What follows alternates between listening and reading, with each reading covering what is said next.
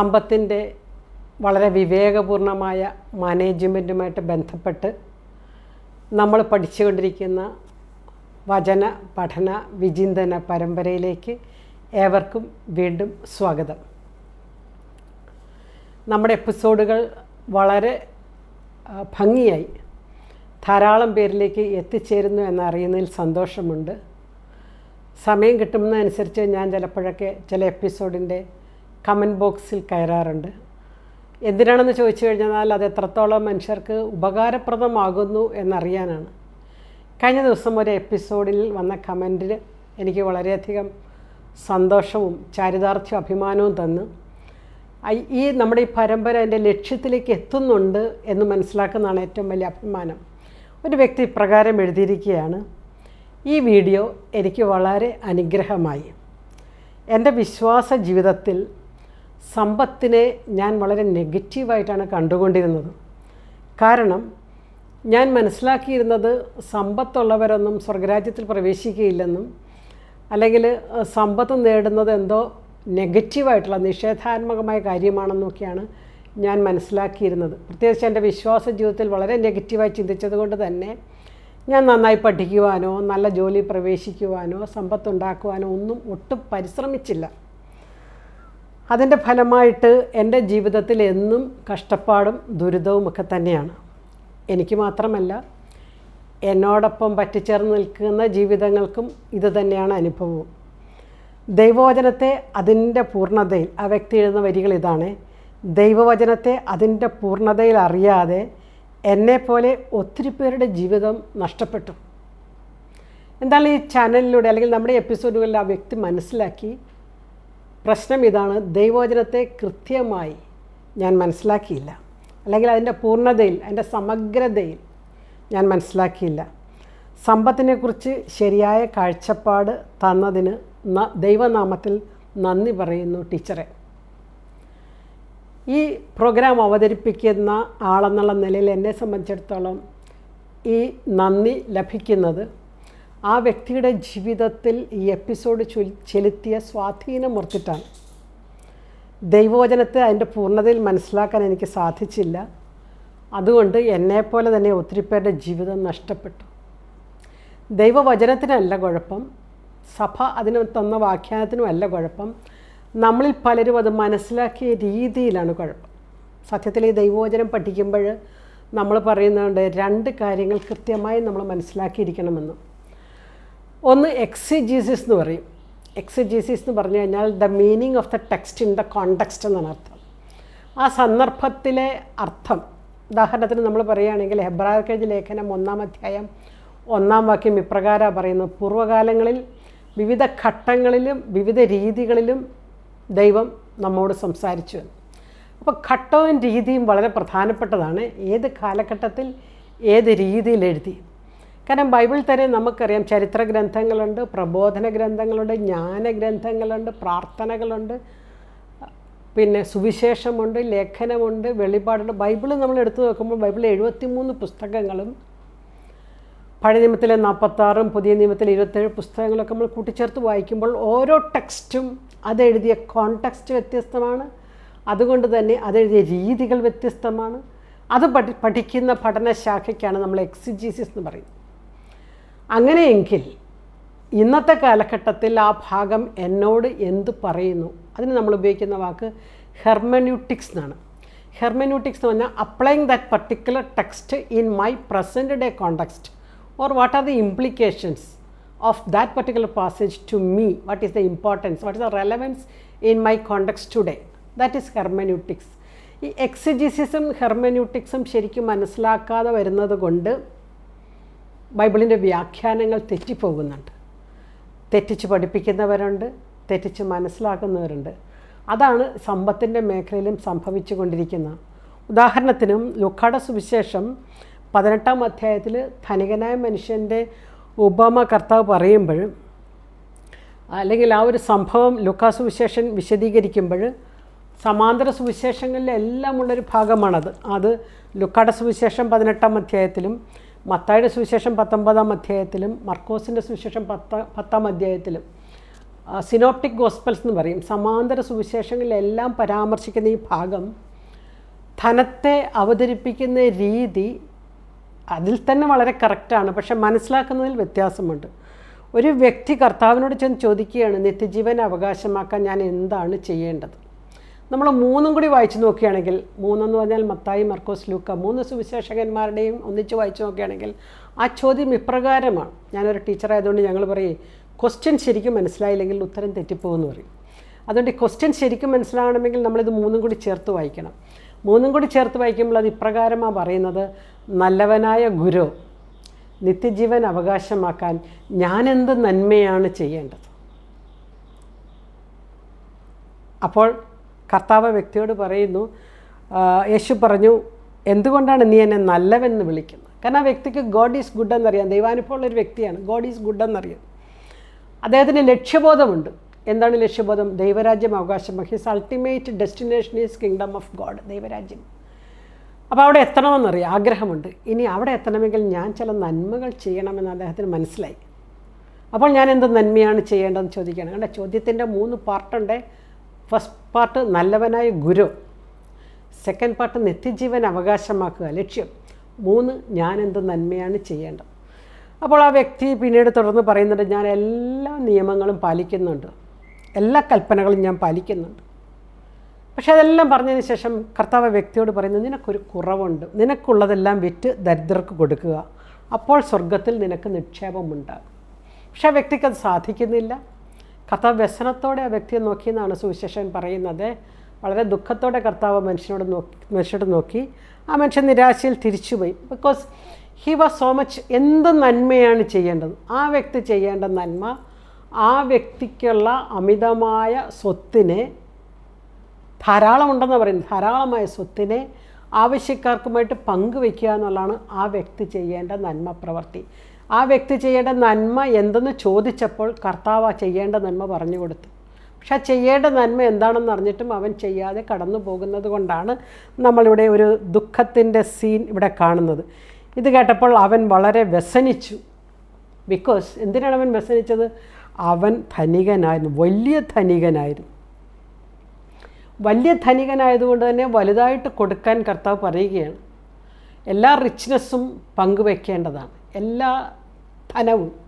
ധനമെന്ന് പറയുമ്പോൾ പണം മാത്രമല്ല, നമ്മുടെ സമയം, നമ്മുടെ കഴിവ്, നമ്മുടെ ആരോഗ്യം, നമ്മുടെ അറിവ്, ഇതെല്ലാം നമ്മുടെ സമ്പത്താണ്.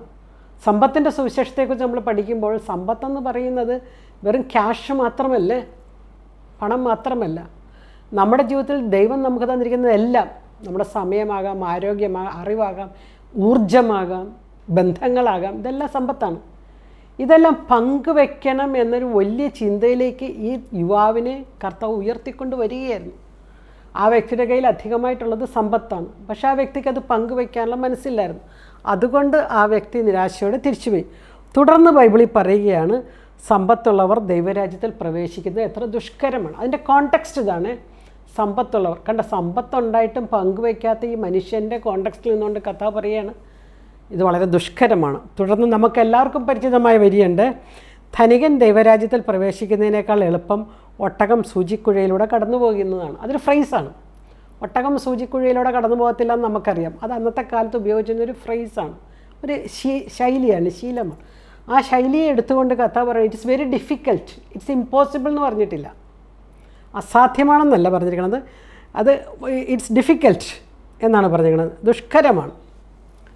അപ്പോൾ ഇതിൽ നമ്മൾ മനസ്സിലാക്കേണ്ട പാഠം എന്താണ്? പണം ഉണ്ടാക്കുന്നതിലല്ല, പണത്തെ പങ്കുവയ്ക്കാനുള്ള ആ വ്യക്തിയുടെ വിമുഖതയാണ് കർത്താവ് അവിടെ പറയുന്നത്. എന്നിട്ട് ഇത് അസാധ്യമൊന്നുമല്ല, മനുഷ്യൻ വിചാരിച്ചാൽ നടക്കും. ദൈവസന്നിധിയിലേക്ക് അവനൊന്ന് ഉയർന്നു കഴിഞ്ഞാൽ ദൈവത്തിനിത് സാധ്യമാണെന്നാണ് പറയുന്നത്. മനുഷ്യന് അസാധ്യമാണെങ്കിലും ദൈവത്തിനിത് സാധ്യമാണ്. ദൈവസന്നിധിയിലേക്ക് ഉയർന്നു കഴിഞ്ഞാൽ ചില മനുഷ്യരൊക്കെ അവരുടെ സമ്പത്ത് പങ്കുവയ്ക്കുന്ന കാണുമ്പോൾ നമുക്ക് അത്ഭുതം തോന്നും. നമുക്ക് നമ്മുടെ നാട്ടിൽ ലഭ്യമായ ദേവാലയങ്ങളോ അല്ലെങ്കിൽ നമ്മുടെ സഭയുടെ കെട്ടിടങ്ങളോ മറ്റ് എന്താ പറയുക സജ്ജീകരണങ്ങളൊക്കെ നമ്മൾ കണ്ടു കഴിഞ്ഞാൽ നമുക്കറിയാം ഇതെല്ലാം മനുഷ്യരുടെ പണമാണ്. ഒരു മനോഹരമായ ദേവാലയം കണ്ടാൽ നിങ്ങൾ ഓർക്കണം, അനേകം മനുഷ്യരുടെ പണമാണത്. ഒരു മനോഹരമായ സ്കൂള് അല്ലെങ്കിൽ കലാലയം, ഒരു ആശുപത്രി, സഭയുടെ മിഷണറി പ്രദേശങ്ങളുടെ വളർച്ച, ഇതെല്ലാം അനേകം മറ്റ് സംഭാവനകളാണ്. അങ്ങനെ സംഭാവന ചെയ്യുന്ന കുറേ മനുഷ്യരുള്ളത് കൊണ്ടാണ് സഭയുടെ ഒരു റിച്ച്നെസ്, ഒരു ധന്യതയും നമ്മൾ കാണുന്നത് അല്ലേ. സഭയുടെ ശരിയായ ധന്യത അതല്ല, സകല കൃപാവരങ്ങളും നന്മകളും നിറഞ്ഞാന്നാണ് നമ്മൾ ചെല്ലുന്നത് അല്ലേ. സഭയുടെ ധന്യത എന്ന് പറഞ്ഞാൽ കൃപാവരങ്ങളാണ്, സഭയിൽ പരിശുദ്ധാത്മാവിൻ്റെ പ്രവർത്തനമാണ്. അപ്പോൾ ഞാൻ പറഞ്ഞു വരുന്നത്, പണത്തെ അല്ല കർത്താവ് കുറ്റപ്പെടുത്തുന്നത്, പണം ഉപയോഗിക്കുന്ന രീതിയെയാണ് ഈ വ്യക്തിയിൽ കുറ്റപ്പെടുത്തുന്നത്. സഭ ഒരിക്കലും പണം സമ്പാദിക്കുന്നത് തെറ്റാണെന്ന് ഒരിടത്തും പറയുന്നില്ല.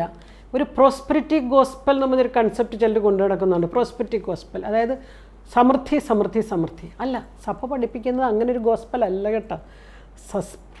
സമൃദ്ധിയുടെ അല്ലെങ്കിൽ ഒരു പ്രോസ്പെരിറ്റി പങ്കുവയ്ക്കുന്നത്. നമ്മൾ സഭയുടെ വത്തിക്കാൻ കൗൺസിൽ തുടങ്ങി ഇങ്ങോട്ടുള്ള സഭാ പ്രബോധനങ്ങളോ അല്ലെങ്കിൽ എൻസൈക്ലിക്കൽസ്, ചാക്രിക ലേഖനങ്ങളൊക്കെ നമ്മൾ വായിച്ച് പഠിച്ചു വരികയാണെങ്കിൽ അതിനെ കാച്ചിക്കുരുക്കിച്ച് എടുത്തു കഴിഞ്ഞാൽ അതിനകത്ത് സഭ പഠിപ്പിക്കുന്നത് പ്രൂഡൻറ്റ് മാനേജ്മെൻറ്റാണ്. വിവേകപൂർണമായ ഒരു ഉപയോഗം മാനേജ് ചെയ്യുക അല്ലേ, ആസൂത്രണം ചെയ്യുക. അതായത് ദൈവം തന്നിരിക്കുന്ന, അതുകൊണ്ടാണല്ലോ ഒരു താലന്ത് കുഴിച്ചിട്ടവനെ കർത്താവ് ശാസിക്കുന്നതും കൂടുതൽ താലന്തുകൾ സൃഷ്ടിച്ചവനെ കർത്താവ് നല്ലവനും വിശ്വസ്തനുമായ ഭൃത്യ എന്ന് വിളിക്കുന്നതും ഈ മാനേജ്മെൻറ്റുമായിട്ട് ബന്ധപ്പെട്ടാണ്. അതുകൊണ്ട് പണം ഉണ്ടാക്കുന്നതിലല്ല തെറ്റ്, പണമുണ്ടാക്കുന്ന മാർഗങ്ങൾ, പണം ചെലവഴിക്കുന്ന രീതികൾ, പണത്തോടുള്ള മനോഭാവം, ഇവിടെയൊക്കെയാണ് കർത്താവ് നമ്മളെ വിലയിരുത്തുന്നത്. അതുകൊണ്ട് തന്നെ നമ്മളെന്ത് ചെയ്യണം? ഈ വ്യക്തി എഴുതിയതുപോലെ തന്നെ ശരിയായ രീതിയിൽ പണം ഉപയോഗിക്കാൻ നമ്മൾ പഠിക്കുക എന്നുള്ളതാണ്. സുഭാഷിതങ്ങളുടെ പുസ്തകത്തിൽ 21-ാം അധ്യായം 5-ാം വാക്യം പ്രകാരം പറയുന്നത്, ഉത്സാഹശീലമുള്ളവരുടെ ആലോചനകൾ തീർച്ചയായും സമൃദ്ധി കൈവരുത്തും. ഉത്സാഹമുള്ളവരെയാണ് കർത്താവ് നോക്കുന്നത്. ഉത്സാഹമുള്ളവർ, ജോലി ചെയ്യുന്നതിൽ ഉത്സാഹം, പഠിക്കുന്നതിൽ ഉത്സാഹം, പണം വിനിയോഗിക്കുന്നതിൽ കാണിക്കുന്ന വിവേകം, ഇവരുടെയാണ് ആലോചനകൾ സമൃദ്ധി കൈവരുത്തുന്നു എന്ന് സുഭാഷിതം നമ്മളോട് പറയുന്നത്. അതുകൊണ്ട് തന്നെ കത്തോലിക്ക സഭ വിശുദ്ധ മത്തായിയെ പേട്രൺ സെയിൻ്റ് ഓഫ് ഫിനാൻസ് ആയിട്ടാണ് നമുക്ക് തരുന്നത്. സമ്പത്തിൻ്റെ വിശുദ്ധൻ, സാമ്പത്തിക കാര്യങ്ങളുടെ വിശുദ്ധൻ. എന്തുകൊണ്ടായിരിക്കും മത്തായിയെ വിശുദ്ധനാക്കിയെന്ന് ചിന്തിച്ചു കഴിഞ്ഞാൽ, ഈശോയുടെ ശിഷ്യന്മാരിൽ കാശ് കൈകാര്യം ചെയ്തുകൊണ്ടിരുന്നത് ടാക്സ് കളക്ടറായിരുന്നു മത്തായി. ചുങ്കം പിരിക്കുന്ന ടേബിളിൽ നിന്നാണ് മത്തായിനെ കർത്താവ് വിളിച്ചുകൊണ്ട് പോണത്. യു കം ഫോളോ മീ എന്ന് പറയുന്നത്. ആ ടേബിൾ ഓടിയിട്ട്, ആ കിട്ടിയ ചുങ്കം ഓടിയിട്ട് മത്തായി എണീറ്റ് പോരുകയാണ്. അപ്പോൾ പണത്തിൻ്റെ മധ്യസ്ഥനായിട്ട് കത്തോലിക്ക സഭ നമുക്ക് തന്നിരിക്കുന്നത് സെയിൻറ്റ് മാത്യുവിനെയാണ്, വിശുദ്ധ മത്തായിനെയാണ്. അപ്പം വിശുദ്ധ മത്തായിയോട് നമ്മൾ പ്രാർത്ഥിക്കുന്നതൊക്കെ നല്ലതാണ്. പ്രത്യേകിച്ച് ജോലി പ്രശ്നങ്ങളുള്ളവർ, സാമ്പത്തിക പ്രശ്നങ്ങളുള്ളവർ, കടഭാരമുള്ളവർ, എന്ത് ചെയ്യണമെന്ന് അറിയാത്തവർ, ഈ ജോലി അവസാനിപ്പിക്കണമോ അടുത്ത ജോലി എടുക്കണം, എന്ത് പഠിക്കണമെന്നൊക്കെ അറിയാൻ പാടില്ലാത്തൊരു പേട്രൺ സെയിൻ്റായിട്ട് അവർക്ക് എടുക്കാവുന്ന, അവരുടെ വിശുദ്ധനായിട്ട് അവർക്ക് സ്വീകരിക്കാവുന്നതാണ് സെയിൻറ്റ് മാത്യുവിനെ അല്ലേ. അപ്പോൾ സമ്പത്തിൻ്റെ കാര്യത്തിൽ നമ്മൾ ആലോചിക്കേണ്ടത്, സമ്പത്ത് അതിനാൽ തന്നെ ഒരു ഭോഷത്വമല്ല എന്നും അതിൻ്റെ വിവേകപൂർണമായ മാനേജ്മെൻറ്റുമാണ്. അതുകൊണ്ട് തന്നെ സമ്പത്ത് വർദ്ധിപ്പിക്കാനുള്ള ശ്രമങ്ങൾ നമ്മൾ തുടരണം. ഞാൻ ഓർക്കുകയാണ്, ഒരു ചെറുപ്പക്കാരത്തി, ഒരു യുവതി ഒരു ദിവസം എന്നോട് പറഞ്ഞു, എനിക്കൊരു ജോലി എവിടെയെങ്കിലും മേടിച്ച് തരുമോ എന്ന് ചോദിച്ചു. ഞാൻ ചോദിച്ചു, നീ എന്താ പഠിച്ചത്? ഞാൻ MSc മാത്തമാറ്റിക്സാണ്. ഓക്കെ, ഞാൻ നോക്കട്ടെ, ഞാൻ ഏതെങ്കിലും കോളേജിലോ അല്ലെങ്കിൽ സ്കൂളിലോ എല്ലാം തൽക്കാലം ഗസ്റ്റ് ലെക്ചറായിട്ട് നിന്നെ കയറ്റി വിടാൻ പറ്റുമോ എന്ന് നോക്കട്ടെ എന്ന് പറഞ്ഞു. അവന് ബയോഡേറ്റ അയച്ചു തരാൻ പറഞ്ഞു. അവൾ ബയോഡേറ്റ എനിക്ക് അയച്ചു തന്നു. ഞാൻ ആ ബയോഡേറ്റ എനിക്കറിയാവുന്ന പല കോളേജുകളിലേക്കും പല സ്കൂളുകളിലേക്കും എൻ്റെ ഫ്രണ്ട്ഷിപ്പ് സർക്കിളിലേക്കും ഒരു ടീച്ചേഴ്സ് സ്ട്രീം എന്ന് പറഞ്ഞിട്ട് എനിക്കൊരു ഗ്രൂപ്പുണ്ട്, ടീച്ചർമാർ മാത്രമല്ല, ആ ഗ്രൂപ്പിലേക്കൊക്കെ ഞാൻ ഇട്ടു. പിറ്റേ ദിവസം തന്നെ ഒരു കോളേജിൽ നിന്നൊരു സാർ എന്നെ വിളിച്ചിട്ട് പറഞ്ഞു, ടീച്ചർ ഇവിടെ ഒരു ഒഴിവുണ്ട്, പക്ഷേ 9 വർഷത്തെ ഗ്യാപ്പ് ഇവളുടെ ബയോഡേറ്റയിൽ കാണുന്നു. അവൾ MSc പഠിച്ചത് 9 വർഷം മുമ്പാണ്. ഈ 9 വർഷം എന്ത് ചെയ്തു എന്നുള്ളത് കാര്യത്തെക്കുറിച്ചൊരു ഡീറ്റെയിൽസ് തരാമോ എന്ന് ചോദിച്ചു. ഞാൻ ചോദിച്ചു, ഈ 9 വർഷം നീ എന്തെങ്കിലും ചെയ്ത് 9 വർഷത്തെ ഗ്യാപ്പ് കാണുമെന്ന് പറഞ്ഞു, എന്തെങ്കിലും സർട്ടിഫിക്കറ്റോ എന്തെങ്കിലും അഡീഷണലായിട്ട് വല്ല ഡിപ്ലോമ എന്തെങ്കിലും തരാനുണ്ടോ എന്ന് ചോദിച്ചു. ഒന്നുമില്ല എന്ന് പറഞ്ഞു. ഉടനെ ഈ സാർ എന്നോട് പറയുന്നത്, ഈ 9 വർഷം ഗ്യാപ്പിട്ട ഒരാളെ, ഒന്നും പഠിക്കാത്ത ഒരാളെ, ആ കൊച്ചി ഏതെങ്കിലും ഒരു സെമിനാറിൽ പങ്കെടുത്തു എന്നുള്ളതിൻ്റെ സർട്ടിഫിക്കറ്റെങ്കിലും എനിക്ക് തരാമെന്ന് ചോദിച്ചു. ഏതെങ്കിലും അടുത്തുള്ള കോളേജിൽ നടന്ന ഏതെങ്കിലും മാത്തമാറ്റിക്സ് ആണ് വിഷയം, മാത്സിൻ്റെ സെമിനാറിൽ പങ്കെടുത്തതായിട്ടോ എന്തെങ്കിലും ഒരു സർട്ടിഫിക്കറ്റോ എന്തെങ്കിലും എനിക്ക് തരാവാന്ന് ചോദിച്ചത്. അപ്പോൾ അവളോട് ചോദിച്ചപ്പോൾ പറഞ്ഞു, അതുമില്ല. ഈ 9 വർഷം വെറുതെ ഇരുന്നു. ഈ 9 വർഷത്തെ ഗ്യാപ്പിന് ശേഷം അപ്പോൾ ആ സാർ എന്നോട് പറയാണ്, എങ്ങനെ ഇങ്ങനെയുള്ള ഒരാളെ ഞാൻ എൻ്റെ കോളേജിൽ ടീച്ചറായിട്ട് വയ്ക്കും? എങ്ങനെ വയ്ക്കും? കുട്ടികൾക്ക് ഏത് രീതിയിലുള്ള മോട്ടിവേഷൻ ഈ ടീച്ചറിന് നൽകാൻ പറ്റും? 9 വർഷം വെറുതെ ഇരുന്ന ഒരു വ്യക്തിയെ എങ്ങനെ കയറ്റാൻ പറ്റും? അപ്പോൾ ഈ ഗ്യാപ്പ് എന്ന് പറഞ്ഞാൽ വളരെ വലുതാണ്. ഇത് ടീച്ചിങ് ഫീൽഡിൽ മാത്രമല്ല, നമ്മൾ നേഴ്സിംഗ് മേഖലയിലേക്ക് ചെന്ന് കഴിഞ്ഞാലും ഇതുപോലെയാണ്. ഒത്തിരി പേര് എനിക്ക് ബയോഡേറ്റ അയച്ചു നേഴ്സിങ്ങിൻ്റെ. എന്നിട്ട് ഞാൻ എനിക്കറിയാവുന്ന ആശുപത്രികളിലോട്ടൊക്കെ എനിക്കറിയാവുന്ന പലയിടത്തോടും ഞാൻ അയച്ചു കൊടുക്കും. അപ്പോഴും അവർ പറയും ഗ്യാപ്പ് വളരെ ഇമ്പോർട്ടൻ്റ് ആയിട്ട്, ഈ ഗ്യാപ്പ് ഇത് ശരിയല്ല എന്ന് പറയും. ഇത് നേഴ്സിംഗ് മേഖലയിൽ, IT മേഖലയിൽ ചിലർ ഇതുപോലെ IT മേഖലയിലേക്ക് പണ്ട് ഞാൻ BTech IT അല്ലെങ്കിൽ EC പാസ്സായതാണെന്നും പറഞ്ഞിട്ട് സർട്ടിഫിക്കറ്റ് അയച്ചു തരും. കഴിഞ്ഞ 5 വർഷമായിട്ട് എന്ത് ചെയ്യുമായിരുന്നു ചോദിച്ചാൽ ഒന്നുമില്ല. എന്തെങ്കിലും പഠിച്ചോ അഡീഷണലായിട്ട്? എന്തെങ്കിലും വീട്ടിൽ ഫ്രീ ആയിട്ട് കിട്ടുന്ന ഏതെങ്കിലും ഓൺലൈൻ കോഴ്സിനെങ്കിലും ചേർന്നോ? ഒന്നുമില്ല.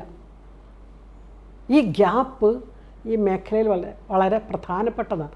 അതുകൊണ്ട് തന്നെ ഞാൻ എന്നിട്ട് ഇവരൊക്കെ തന്നെ ചില ഫ്രീ കോഴ്സുകളുടെ ആഡുകൾ ഞാൻ തന്നെ അയച്ചു കൊടുക്കും. ഇങ്ങനെ അവരൊന്നും അത് സെർച്ച് ചെയ്ത് കണ്ടുപിടിക്കാനുള്ള മെനക്കെട് പോലെ അവർ ചെയ്യുന്നില്ല. ഞാൻ തന്നെയാണ് ചില സൈറ്റുകളൊക്കെ അവർക്ക് കൊടുക്കുന്നത്. This free online app course ചേരുക എന്നൊക്കെ പറയും.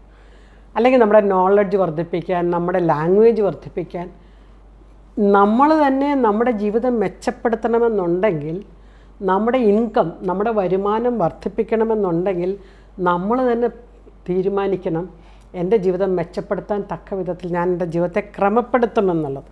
അതുകൊണ്ട് സ്വന്തമായിട്ടുള്ള ഇനീഷ്യേറ്റീവ് എന്നുള്ള വാക്കാണ് അല്ലേ, അത് നമ്മളിൽ നിന്ന് തന്നെ എൻ്റെ പ്രാരംഭം കുറിക്കണം. ആരും മോട്ടിവേറ്റ് ചെയ്തിട്ട് ഇവിടെ ആരും നന്നാകാൻ പോകുന്നില്ല. സ്വയം മോട്ടിവേറ്റഡ് ആകാതെ. എൻ്റെ വിമൻ എംപവർമെൻ്റ് ആണ് റിസർച്ച് ടോപ്പിക്ക്. സ്ത്രീകളുടെ ശാക്തീകരണവുമായിട്ട് ബന്ധപ്പെട്ടാണ് ഞാൻ PhD ചെയ്തത്. ഈ PhD ചെയ്യുമ്പോഴത്തേക്കും അതിനകത്ത് നമ്മൾ മനസ്സിലാക്കിയ ഒരു കാര്യമാണ്, self empowerment is the basic. There is no empowerment will not take place unless and until that person is self-empowered. ഒരു വ്യക്തി സ്വയം പര്യാപ്തമായില്ല എങ്കിൽ, സ്വയം ശക്തീകരിക്കപ്പെടണം തീരുമാനിച്ചില്ല എങ്കിൽ, ലോകത്തിൽ ആര് വിചാരിച്ചാലും അവരെ വളർത്താൻ പറ്റത്തില്ല. അപ്പോൾ it should come from within. നമ്മുടെ ഉള്ളിൽ നിന്നാണ് എൻ്റെ ജീവിതം മെച്ചപ്പെടണമെന്നുള്ള ചിന്ത ഉണ്ടാകേണ്ടത്. എൻ്റെ ജീവിതം മെച്ചപ്പെടണമെന്നുള്ള ചിന്ത അടിസ്ഥാനപരമായി എനിക്ക് തന്നെ ഉണ്ടായാൽ, അല്ലെങ്കിൽ അവനവന് തന്നെ ഉണ്ടായാൽ മാത്രമേ ജീവിതം മെച്ചപ്പെടുത്തുള്ളൂ. പുറമേ നിന്ന് എത്ര ശക്തീകരണങ്ങൾ, എംപവർമെൻറ്റിൻ്റെ കറക്റ്റ് മലയാളം വാക്ക് ശക്തീകരണമാണ്, എത്ര ശക്തീകരണ പ്രക്രിയകൾ പുറമേ നിന്ന് ഇഞ്ചക്റ്റ് ചെയ്യപ്പെട്ടാലും, എത്ര മോട്ടിവേഷൻ ക്ലാസ് കൂടിയാലും, എത്രയൊക്കെ ചെയ്താലും, unless and until that person feels the need to be empowered, ശക്തീകരിക്കപ്പെടണമെന്നും എൻ്റെ ജീവിതം മെച്ചപ്പെടണമെന്നും ആ വ്യക്തി തീരുമാനിച്ചാലേ ശരിയാകുകയുള്ളൂ. അവിടെയാണ് നിനക്കൊരു കുറവുണ്ടെന്നുള്ള വരി വരുന്നത്. നിനക്കൊരു കുറവുണ്ട്, ആ കുറവിലേക്ക് നമ്മുടെ ജീവിതത്തെ കൊണ്ടുവരിക എന്നുള്ളതാണ്. അപ്പോൾ നമ്മുടെ ജീവിതത്തിലെ വരുമാന സ്രോതസ്സുകൾ വർദ്ധിപ്പിക്കുക എന്നുള്ളതാണ് വളരെ പ്രധാനപ്പെട്ടത്. നമ്മുടെ വരുമാന സ്രോതസ്സുകൾ വർദ്ധിപ്പിക്കണമെങ്കിൽ നമുക്കറിയാം, എല്ലാവരും എന്നോട് പറയുന്ന ഇതാണ്, വരവും ചെലവും തമ്മിൽ കൂട്ടിമുട്ടുന്നില്ല. വരവും ചെലവും ഞാൻ വരവ് കൂട്ടിക്കൊണ്ടിരിക്കുമ്പോൾ ചിലവ് വലുതായിക്കൊണ്ടേയിരിക്കും. അപ്പോൾ അതുകൊണ്ട് വരവും ചിലവും കൂടി കൂട്ടിമുട്ടാൻ എന്താണ് ചെയ്യേണ്ടത്? പലരും ചോദിക്കുന്ന ചോദ്യമാണ്. അതിന് നമ്മുടെ വരുമാനം വർദ്ധിപ്പിക്കുക, ചിലവ് കുറയ്ക്കാൻ പറ്റുന്ന ചിലവല്ലേ കുറയ്ക്കാൻ പറ്റുള്ളൂ. അല്ലാത്ത പലതും കയ്യിൽ പിടിച്ചാൽ കിട്ടാത്ത ചിലവുകൾ നമുക്ക് കുറയ്ക്കാൻ പറ്റത്തില്ല. അപ്പോൾ വരുമാനം വർദ്ധിപ്പിക്കുക എന്നുള്ളതാണ്. വരുമാനം വർദ്ധിപ്പിക്കണമെങ്കിൽ ഇനി തൊഴിൽ അന്വേഷിച്ചിട്ട് തൊഴിൽ കിട്ടുന്നില്ലെങ്കിൽ ഒരു സെൽഫ് എംപ്ലോയ്മെൻറ്റിലേക്ക് നമ്മൾ പോകേണ്ടി വരും. സ്വയം തൊഴിൽ കണ്ടെത്തുന്ന, സ്വയം തൊഴിൽ ചെയ്യുന്ന ഒരു രീതിയിലേക്ക്. ഒരു പക്ഷേ നമുക്ക് ഒരു മാർക്കറ്റിൻ്റെ ട്രെൻഡ് പഠിക്കാനുള്ള കഴിവുണ്ടെങ്കിൽ, മാർക്കറ്റെന്ന് പറഞ്ഞു കഴിഞ്ഞാൽ എക്കണോമിക്സിൽ മാർക്കറ്റെന്ന് പറഞ്ഞു കഴിഞ്ഞാൽ അതിൻ്റെ അർത്ഥം നമ്മൾ സാധാരണ ഭാഷയിൽ മനസ്സിലാക്കുന്നതല്ല. നമ്മൾ സാമ്പത്തിക ശാസ്ത്രത്തിൽ മാർക്കറ്റെന്ന് പറഞ്ഞാൽ whether buyers and sellers meet എന്ന് പറയും. വിൽക്കുന്നവനും വാങ്ങുന്നവനും കൂട്ടുമുട്ടുന്ന ആ ഏരിയയുടെ പേരാണ് മാർക്കറ്റ്. അത് ചിലപ്പോൾ ഫോണിലായിരിക്കാം, അത് ചിലപ്പോൾ ഓൺലൈനിലായിരിക്കാം, പല രീതിയിൽ. അതൊക്കെ മാർക്കറ്റാണ്. അപ്പോൾ ഏത് രീതിയിലും നാഷണലാണ് ഇൻ്റർനാഷണലാണ് ഏത് രീതിയിലാണ് ഒരു മാർക്കറ്റുള്ളതെന്ന് കണ്ടുപിടിക്കുക. അത് കണ്ടുപിടിച്ച് കഴിഞ്ഞാൽ ആ മാർക്കറ്റിൻ്റെ gap, how to fill the gap എന്ന് പറയും. ചിലർ പറയും ഒരു നോളജ് ഗ്യാപ്പിനെ എനിക്കങ്ങനെ ഫില്ല് ചെയ്യാം. അപ്പോൾ നമ്മൾ ഈ എപ്പിസോഡിലൂടെ ചെയ്തുകൊണ്ടിരിക്കുന്നത് ഒരു നോളജ് ഗ്യാപ്പ് ഫില്ല് ചെയ്യുകയാണ്. ചില മേഖലയിലെ അറിവില്ലായ്മയുടെ ഒരു തലത്തെ നമ്മൾ നിറയ്ക്കുകയാണ്. ദിസ് ഈസ് എ ഫില്ലിംഗ് ആണ് എന്ന് പറഞ്ഞ പോലെ ചിലർക്ക് നോളജ് മേഖലയിലായിരിക്കും ഫില്ല് ചെയ്യാൻ സാധിക്കുന്നത്, ചിലർക്ക് ചില ഉൽപ്പന്നങ്ങളുടെ മേഖലയിലായിരിക്കും ഫില്ല് ചെയ്യാൻ സാധിക്കുന്നത്, ചിലർക്ക് മറ്റേതെങ്കിലും സംഗീതമായിട്ടോ ആർട്സായിട്ടൊക്കെയുള്ള മേഖലകളായിരിക്കും. അപ്പോൾ ആ ഒരു മാർക്കറ്റ് സ്റ്റഡി ചെയ്യാനുള്ള കഴിവ്, ഇതിനാണ് നമ്മൾ കണ്ണ് തുറന്ന് നടക്കണം എന്നൊക്കെ പറയുന്നത് അല്ലേ. നമ്മൾ വളരാൻ വേണ്ടി കണ്ണ് തുറന്ന് നടക്കണമെന്ന് പറയുന്നത്. ഏത് മേഖലയിലേക്കാണ് ആവശ്യമുള്ളത്, രണ്ടാമത് ആ മേഖലയ്ക്ക് പറ്റിയ എന്താണ് എന്നിലുള്ളത്, എന്നിലെന്താണ്. നമ്മൾ പല എപ്പിസോഡിലും ഹ്യൂമൻ റിസോഴ്സിനെ കുറിച്ചൊക്കെ പഠിച്ചതാണ്, അതുകൊണ്ട് നമ്മൾ ആവർത്തിക്കുന്നില്ല. ആ മേഖലയ്ക്ക് ഫില്ല് ചെയ്യാൻ, ഒരു ടെക്നോളജിയുടെ മേഖലയാണെങ്കിൽ അല്ലെങ്കിൽ ഒരു മറ്റേതെങ്കിലും സംവിധാനങ്ങളുടെ മേഖലകളാണെങ്കിൽ അവിടെ എനിക്ക് എങ്ങനെ ഫില്ല് ചെയ്യാൻ സാധിക്കുമെന്ന് പറയുന്നത്. അപ്പോൾ അതിന് നമ്മൾ സ്വയം എക്യുപ്പാവുക എന്നുള്ളതാണ് വളരെ പ്രധാനപ്പെട്ടത്. സ്വയം എക്യുപ്പാവുക എന്നുള്ളത്, വേറെ ആരും നമ്മളെ എക്യുപ്പ് ചെയ്യാൻ വെയിറ്റ് ചെയ്യാതെ സ്വയം എക്യുപ്പ്. അത് മനസ്സിലാക്കണമെങ്കിൽ നമുക്ക് ചില സോഷ്യൽ നെറ്റ്വർക്ക്സ് ആവശ്യമുണ്ട്. സോഷ്യൽ നെറ്റ്വർക്ക്സ്, നമ്മൾ വീട്ടിലിരുന്നാൽ ആരും നമുക്ക് ജോലിയോ പണമോ കൊണ്ട് തരാൻ പോകുന്നില്ല. നമ്മൾ പുറത്തോട്ടിറങ്ങുക, മനുഷ്യരുമായിട്ട് ഇടപഴകുക, അപ്പോഴാണ് മനുഷ്യരുടെ ആവശ്യങ്ങൾ മനസ്സിലാക്കുക. ഈ സോഷ്യൽ നെറ്റ്വർക്ക്സിലൂടെ വരുമ്പോഴത്തേക്ക് എന്താ പറ്റുന്നതെന്ന് അറിയാമോ, നമുക്ക് പലതരത്തിലുള്ള സംരംഭകരെ കണ്ടുമുട്ടാൻ സാധിക്കും. ഞാൻ കഴിഞ്ഞ ദിവസം ഒരു ബിസിനസ് മീറ്റിൽ പങ്കെടുത്തു. അതിനകത്ത് 2 തരം ബിസിനസ്സുകാരും ഉണ്ടായിരുന്നു. Successful entrepreneurs and failure cases. വിജയിച്ച സംരംഭകരെയും കണ്ടുമുട്ടാൻ സാധിച്ചു, പരാജയപ്പെട്ടവരെയും കണ്ടുമുട്ടാൻ സാധിച്ചു. രണ്ടുപേരും നമുക്ക് പാഠങ്ങൾ തരുന്നവരാണ്. പരാജയപ്പെട്ടവരുടെ കഥകൾക്ക് കൂടുതൽ നമ്മളിൽ ഓളങ്ങൾ സൃഷ്ടിക്കാൻ സാധിക്കും. അങ്ങനെ പാടില്ല, ഇങ്ങനെ പോകാം എന്നുള്ള മട്ടിൽ. അപ്പോൾ ആ സ്ഥിതിക്ക് നമുക്കൊരു സോഷ്യൽ നെറ്റ്വർക്ക്, നമ്മൾ വീട്ടിൽ തന്നെ ഇരിക്കാതെ, ഇപ്പം ഞാൻ നേരത്തെ MSc മാത്തമാറ്റിക്സ് പെങ്കൊച്ചിനോട് പറഞ്ഞു, നീ 9 വർഷം ഏതെങ്കിലുമൊക്കെ കോളേജിൽ പോയി ഏതെങ്കിലുമൊക്കെ ഒരു സെമിനാറിൽ പങ്കെടുത്ത് അല്ലെങ്കിൽ ഏതെങ്കിലുമൊക്കെ ഒരു ലൈബ്രറിയിൽ പോയി 2 ബുക്ക് വായിച്ച് 2 ലൈബ്രറിയുടെ മെമ്പർഷിപ്പ് എടുത്ത് ഇങ്ങനെയൊക്കെ നീ നിന്നെ തന്നെ ഒന്ന് എൻഗേജ് ചെയ്തിരുന്നെങ്കിൽ ആ ബയോഡേറ്റയിൽ എനിക്ക് അതൊക്കെ എഴുതി ചേർത്ത് കൊടുക്കാമായിരുന്നു. നമുക്ക് അതാണ് സോഷ്യൽ നെറ്റ്വർക്ക്സ് എന്ന് പറയുന്നത്. മറ്റുള്ളവരിലേക്ക് അതിനവിടെ ഒരു വോളണ്ടറി നേച്ചർ വേണം. നേരത്തെ ഇനീഷ്യേറ്റീവ് എന്ന് പറഞ്ഞതുപോലെ ഒരു വോളണ്ടറിസം വേണം. വോളണ്ടറിസം എന്ന് പറഞ്ഞാൽ എന്താ അർത്ഥം? ഞാൻ തന്നെ ചുറ്റുപാടുകളിലേക്ക് പോവുക. അതുകൊണ്ട് നമുക്ക് കുറച്ച് എക്സ്പീരിയൻസും എക്സ്പോഷറും ഉണ്ടാക്കണമെന്ന് പറയും. What is experience and exposure? ചില അനുഭവങ്ങൾ, ചില സ്ഥലങ്ങളിൽ ചെന്ന് പെടുമ്പോൾ, ഇപ്പം നമ്മുടെ മേഖലയിലെ 10ാം ക്ലാസ്സിലും 12ാം ക്ലാസ്സിലും മെറിറ്റ് കിട്ടിയ കുട്ടികളെ അനുമോദിക്കുന്നൊരു സമ്മേളനം നടക്കുകയെന്ന് വിചാരിക്കുക. നമ്മുടെ പഞ്ചായത്തിൽ നമ്മൾ പോവുക. അവിടെ ചെന്ന് കഴിയുമ്പോൾ കുറേ ആൾക്കാരുമായിട്ട് നമുക്ക് കോണ്ടാക്റ്റ് വരുന്നു, വ്യക്തിബന്ധങ്ങൾ വരുന്നു. ഏതെങ്കിലും ഒരു സ്കൂളിൽ ഒരു അനുമോദന സമ്മേളനം നടക്കുന്നു, അല്ലെങ്കിൽ ആ വർഷം അവിടെ റാങ്ക് കിട്ടിയ കുട്ടികളെ ആദരിക്കുന്നു. നമ്മുടെ വാർഡിൽ നമ്മൾ ചെല്ലുന്നു, നമുക്ക് ബന്ധങ്ങൾ സൃഷ്ടിക്കുകയാണ്. ഇതാണ് എക്സ്പീരിയൻസും എക്സ്പോഷർ എന്നൊക്കെ പറയുന്നത്. അല്ലാണ്ട് നമ്മൾ വീട്ടിലിരിക്കുകയല്ല, നമ്മൾ തന്നെ നമുക്ക് വേണ്ടി ഇറങ്ങിത്തിരിക്കുക എന്നുള്ളതാണ്. ചില ഫ്രീലാൻസ് വർക്ക് ചെയ്യുന്നവരെയൊക്കെ കണ്ടിട്ടില്ലേ? ചിലരോടൊക്കെ ഞാൻ ചോദിക്കുക എന്താ ജോലി, അവർക്ക് പറയാനൊരു ജോലിയുണ്ട്. ഇത് മാത്രമാണ്? ഇല്ല, ഞാൻ ഫ്രീലാൻസായിട്ട് കുറച്ച് വീഡിയോ ഒക്കെ എഡിറ്റ് ചെയ്ത് കൊടുക്കാറുണ്ട്. പിന്നെ എന്തൊക്കെ ചെയ്യണം, ഞാൻ അത്യാവശ്യം എവിടെയെങ്കിലുമൊക്കെ പാടാൻ അവസരം കിട്ടുവാണെങ്കിൽ പാടാൻ പോകാറുണ്ട്. ഇങ്ങനെയൊക്കെ ചിലർ അവരെ തന്നെ ഒരു ഫ്രീലാൻസർ ആക്കിയാണ്. 10 to 5 ജോബിനോടൊപ്പം തന്നെ അവരെ തന്നെ ക്രിയേറ്റീവ് ആകും. അല്ലെങ്കിൽ ഞങ്ങളുടെ വീട്ടിൽ ചില ഗസ്റ്റിനെയൊക്കെ കൊണ്ടുവരുന്നു, ഗസ്റ്റിന് ഞങ്ങൾ ഫുഡൊക്കെ കൊടുക്കുന്നു, നല്ല അക്കോമഡേഷൻ കൊടുക്കുന്നു, നമുക്ക് പേയ്മെൻറ്റ് എടുത്ത്, ഇങ്ങനെ പല രീതിയിലാണ് മനുഷ്യർ അവരുടെ ജീവിതത്തെ ക്രമീകരിക്കുന്നത് അല്ലേ. അപ്പോൾ നമ്മളുടെ ജീവിതത്തിൻ്റെ വളർച്ച, സാമ്പത്തിക വളർച്ച നമ്മുടെ കൈകളിൽ ഭദ്രമായിരിക്കണം. അവരും ഇവരും തന്ന് നമ്മൾ ആരും നന്നാകാൻ പോകുന്നില്ല. മാത്രമല്ല തരുന്നവരതിൻ്റെ കണക്കുകൾ പറഞ്ഞുകൊണ്ടും ഇരിക്കും, നമുക്ക് വളരെ ബുദ്ധിമുട്ടുണ്ടാക്കുകയും ചെയ്യും. അതുകൊണ്ട് തന്നെ നമ്മുടെ ജീവിതത്തിൽ ഞാൻ പറയും, ഒരു വീട്ടിൽ 5 പേരുണ്ടെങ്കിൽ 5 പേരും എത്രത്തോളം ആ വീടിൻ്റെ സാമ്പത്തികത്തെ കോൺട്രിബ്യൂട്ട് ചെയ്യാൻ പറ്റുമോ ആ അവസരത്തിലേക്ക് വളരുക എന്നുള്ളതാണ്. അങ്ങനെ ഇൻകം വർദ്ധിപ്പിക്കുകയും ചിലവ് കുറയ്ക്കുകയും ചെയ്യുന്നതിനെയാണ് പ്രൂഡൻറ്റ് മാനേജ്മെൻറ്റ് എന്ന് പറയുന്നത്. ഈ എപ്പിസോഡിൽ നമ്മൾ വിവേകപൂർണമായ ഒരു സാമ്പത്തിക മാനേജ്മെൻറ്റിനെ കുറിച്ചാണ് ചിന്തിക്കുന്നത്.